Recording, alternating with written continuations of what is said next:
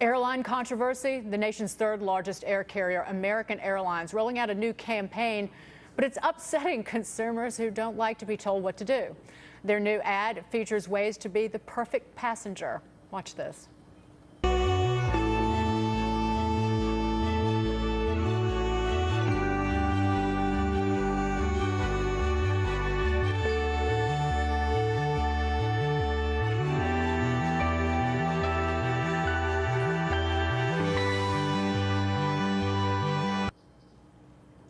Crisis communications and messaging expert Michael Maslansky is joining me now. Michael, you have looked at this ad. It features examples of how to be a good passenger, like bring their own noise-canceling headphones on board when a baby's crying. If the passenger walks fast in the airport, packs like they're solving a jigsaw puzzle. You saw this ad. Is there any problem with it? Well, I think, first of all, we know it's very easy to get outraged today. I think you guys were just talking about the fact that there's no shortage of outrage. And so we can find something in this to be angry at. The first thing that I tell clients is it's not what you say that matters, it's what your audience hears. And it's entirely predictable that a segment of Americans' audience or the flying public is going to look at this ad and say, don't tell me what to do, especially when you run an airline that leaves a lot to be desired in a lot of cases. So there are things that are wrong with this, the way that it's set up, the way that it does actually tell people what to do or how to behave in an airline. One print ad reads that the world's best flyer is, quote, always upbeat. Great flyers make the best of their situation no matter where they're sitting. So it's basically like, shut the hell up if you think your seat's too small. Yes, we're all going to meditate for a couple minutes before we get on the plane. I think the intent is to start a conversation about making the flying experience better. But what customers are always going to hear in this environment that we operate in is a certain amount of hypocrisy. That if American really wants the flying experience to be better, what are they doing about it? What are they doing to ensure that their flight attendants are treating people the right way? If you search on American Airlines today, the top story is about an actress who complained about being mistreated by a flight attendant. You can't have those two things running at the same time without expecting to get a lot of pushback from, certainly from social media. Right. The last American flight I was on, I think the flight attendant barked at me, literally, when I asked if they had energy drinks on board the plane. But to Americans' defense, here's the statement that the airline released.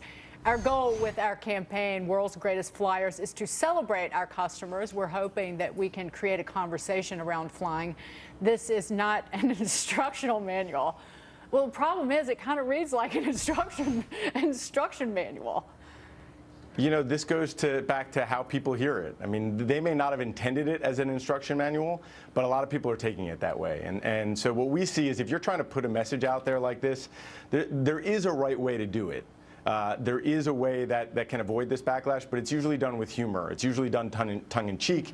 It's usually done by bringing the company into the conversation as well and articulating what they can do to help solve the problem. In this case, American didn't do any of those things. I think that's the key point. So if American had said, here's what we're doing, we're actually going to make the seat the size of the average American instead of, it only works for skinny people. Or we're going to give you 2 inches more of legroom or something, but instead they're making it more and more miserable. You can't carry on your bag. The seats are smaller. There's less legroom. We're going to give you less food. It on and on and on and on. And then here's how you're supposed to act. That just doesn't work. It's got to be a two-way street. If they want to be a two-way street, here's what we're giving you. Yeah, they should just have photos of the flight attendants standing ready with bottles of alcohol just to make the flight bearable. I kind of feel like their marketing and PR department probably was also dealing with all of the complaints on social media, and they came up with a campaign to educate their flyers. Instead, I think it's really going to turn off their customers. Do you think, Michael, that they might pull this campaign? Do you think it could backfire and they might actually pull back from this type of, strategic marketing? I think the answer is yes. I mean, this campaign reminds me a lot of what Starbucks tried to do on a much more serious note with Race Together a couple years ago, where they asked baristas to start conversations about race at the counter.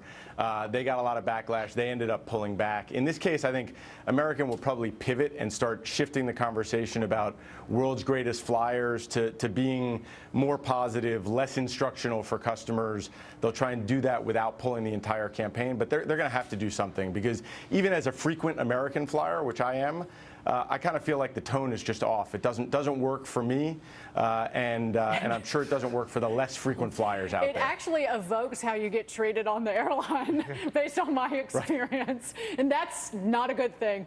Michael, it's good to see you. Thank you so much for being here, Michael Maslansky. Thanks for having me.